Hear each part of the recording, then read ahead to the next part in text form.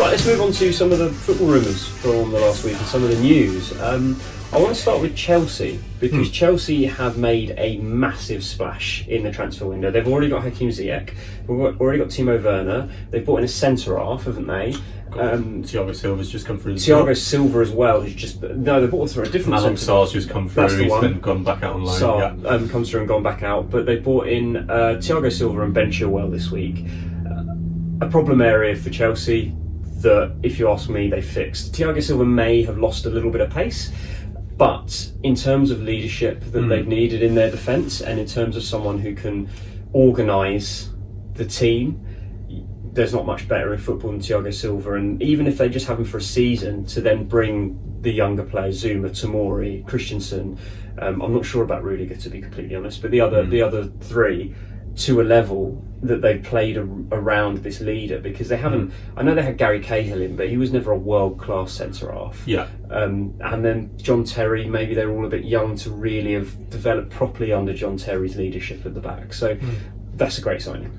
Yeah, fair play to Chelsea. They're probably the only team so far getting their transfer business done quickly and early. And obviously I know it's such a quick turnaround with the league this year, but even so, to get players in and in friendlies before they start is a massive bonus. As you say, he's kind of highlighted the problem areas. Left back was a massive issue. Chilwell will slot straight in. That'd be brilliant. Not great defensively though. He's a bit like Alonso. He's better than both Alonso and Emerson. Yes, and he's put English, and that's helpful. But that's also bumped the price up. Yes, of course it has. And obviously Kai Havertz is kind of on the way in by the sounds of it, which is good. Which will mean that Chelsea have spent over £200 million in this transfer window, and they're still going to get a goalie. They will go they need to get a goalkeeper, yeah. But that's 200 million already without the goalkeeper. The fans are still saying, "Oh, that's great. That'll get us in the top 4." If you spend 200 million pounds in a transfer window, is that good enough?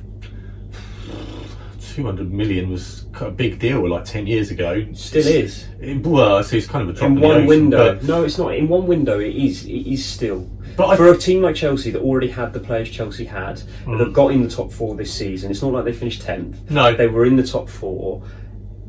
Spending this much money, surely they being should in be the title challenging. yeah, exactly. Is just getting in the top 4 good enough? No, as you say, they should be title challenging with the players they bought in, the quality of those players. As you say, maybe a spine of Thiago Silva when he can play. Obviously, someone in midfield. Kante. You've got Werner up front. You've got Giroud. You've got Abraham. It doesn't matter. But all these players around them, Havertz, Ziyech. It's a real quality in that side. And they should be challenging Liverpool and City. If they don't finish in the top 3 and are more than 10 points off the champions, I'd say that's a failure of a season. Yeah, there's a lot more pressure on Lampard this year. Obviously, money's been spent, they've backed him properly, he's got to deliver now. And it'll be interesting. I don't think they'll be, I hope they challenge, but I think they'll be comfortably 3rd. Yeah. Bigger transfer news, the biggest transfer news, is that Lionel Messi has told Barcelona that he wants to leave, which I don't really get this situation, and it's not as cut and dry as it's being made out, I don't think. Everyone's saying Messi's leaving Barcelona, he said he wants to leave. Now, he does have a clause in his contract that if he tells, at the end of every season, if he tells Barcelona that he's leaving, he can leave for free. However, the clause in that contract says that he has to let them know by the end of May. Now, I know that the season was extended, so there could be that argument, but you can't have it both ways, footballers, because the amount of footballers like Ryan Fraser who just went, no, I'm not extending my contract, so I'm not playing anymore, and were released at the end of June anyway, for me, means that in court, I don't think this will stand up, and I think that whoever's going to buy Messi is going to have to meet the 700 million euro release clause. And there isn't a team in the land who are going to go and do that, is there? Well, it's looking like Man City and PSG. I have no idea why Arsenal keep getting mentioned in the picture. I think it was because you were linked with him when he was young. Yeah. Arsenal, the reason he wants to leave is to go and challenge in the Champions League. 1, Arsenal aren't even in it. And 2, they're not an attractive enough proposition. Chelsea have been mentioned, but they've already spent 200 million. They'd have to sell all those players again, because if financial fair play actually is a real thing, which I'm not 100% sure it is, they can't afford him. Man City haven't really spent much money. They've got Torres in. However, they could probably just about afford him, because as it's shown anyway, if you break financial fair play, as long as you can go to the court of arbitration for sport, you're fine. I don't know, it would be great. As much as I'd love it if Daniel Levy was playing the long game and hasn't spent all this money for so long so that he could go and spend all the money on Messi. He will be brilliant in the Premier League. He still is brilliant, and if you get him on a free, you could pay him. I heard someone saying the other day you could pay him something like 1.5 mil a week, and just on shirt sales you break even still. Yeah, he's such an attraction, isn't he? And I'd love to see him in the Premier League. Like, his stats last year were incredible, and he's just brilliant. But as you say, two teams, PSG and Man City, the only teams who can afford him. He said that he wants to go to City. This is what has been said in the last few days, is that he has spoken to Guardiola. He wants to go and play for Manchester City. If he goes to Man City, do they automatically become heavy favourites ahead of Liverpool? Yeah, I think so. That one player can make a huge difference. Does it affect people like Foden and De Bruyne? But no, I don't know. I'm not sure he'd play there. It'd be Mahrez. Don't worry, play, to be honest. And Bernardo, I think it would be more effective. But especially with Silva now gone, so he could just fill that. Just be fantastic to see him in the Premier League, wouldn't it? Just be brilliant. And even if it's for sort of maybe 2 or 3 years, it would just be great. It would be amazing. I just can't believe it. I can't believe it. He's not going to leave, but we'll I think there's so much that even if he does leave, this is not going to be something that's going to be sorted next week. The transfer window ends in October.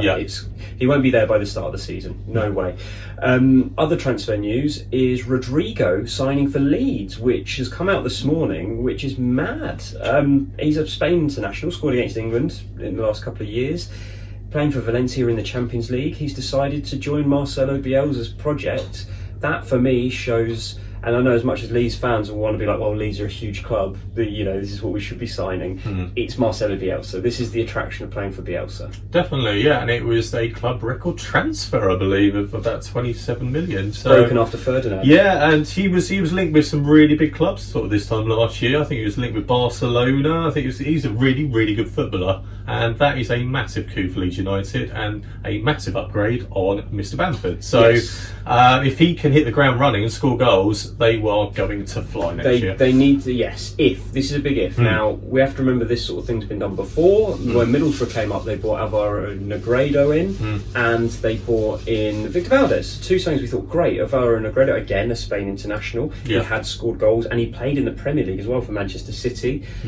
Didn't work, they still went down. So he does need to play well in the Premier League. You look at Roberto Soldado, couldn't do it in the Premier League. He scored for fun until he came to England. So there is going to be that acclimatisation. If he hits the ground running, he'll be a great signing for Leeds, but it's always a risk when you bring players in from overseas. Definitely, it's a good signing as well, because that was the area that really needed looking at, and also they're trying to bring in the centre half at the moment, aren't they? So if they can get those two areas sorted, they're going to have a strong season, Leeds. The only other big bit of transfer news that I've seen this week is Matt Doherty potentially going to Spurs. It looks like it's all but a done deal now. Yeah, good signing. It's an area Tottenham needed filling. He's used to playing wing back as well, so we know he can go do it at both ends of the pitch. Eze's gone to Palace. And Eze going to Palace. Let's go straight off Matt Doherty, because he's just Tottenham need better than Aurier. But Eze is a young player. The only worry is Crystal Palace are play that working man's football. Is he going to fit their system? You hope he could be that player who can go and kind of do what he wants. Allow it though? If he could be that player in midfield with just a free role to go and do what he wants to help the sort of Zaha. Better than James McArthur in there. Yeah, exactly. He could be brilliant, and obviously he's a London boy. He wanted to stay in the area. Yeah. I think it'd be a great signing. He could be one of the best players. He could be Young Player of the Year by the end of next season. He's got all the ability.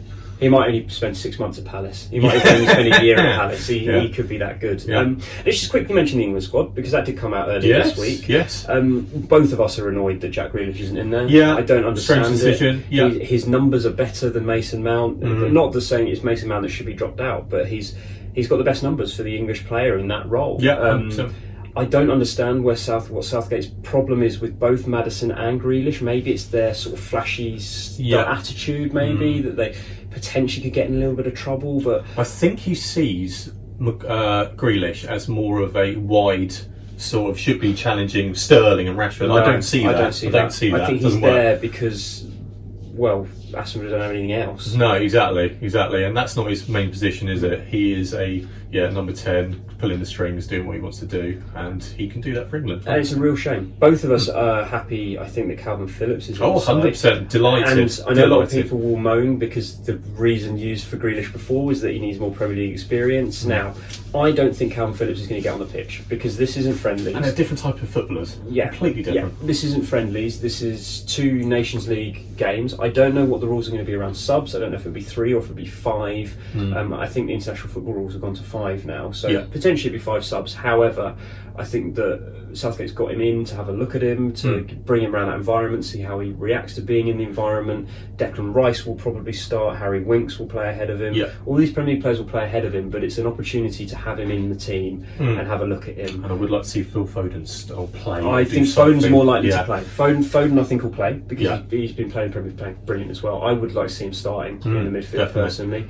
And another big question is Kane or Ings, and I don't think it's an argument. I think Harry Kane is so vital to the way England play. His link-up play is unbelievable. He scored a goal in every single qualifier for the Euros. You can't drop him, plus he's the captain. However, Danny Ings should be getting minutes. He should be getting 20 minutes, half an hour in both games. Yeah, agreed. Kane's the starter. As you say, things can again hit the ground running this season. He's cemented for that second berth, I think. So, and what it does also mean in a tournament is that now we do have a proper viable option. Yeah, I know people would say Rashford was in the World Cup, but Rashford's not a number 9. He's better off the side. Yeah, definitely. Callum